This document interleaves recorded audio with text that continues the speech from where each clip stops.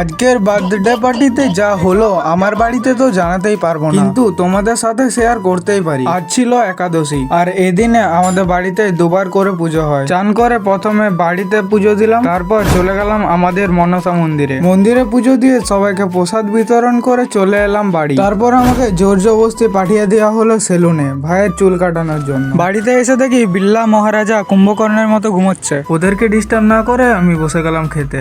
তারপর সন্ধ্যাবেলায় চলে গেলাম আমাদের হরি মন্দিরে। দোল পূর্ণিমার উদ্দেশ্যে এখানে কিছু অনুষ্ঠান হচ্ছিল। তারপর আসে আমাদের আসল মুহূর্ত, যার জন্য আমরা এতক্ষণ ধরে ওয়েট করেছিলাম। তার আগে তোমরা ভিডিওটিকে লাইক করে চ্যানেলটিকে সাবস্ক্রাইব করে দাও এরকম নতুন নতুন ভিডিও পাওয়ার জন্য।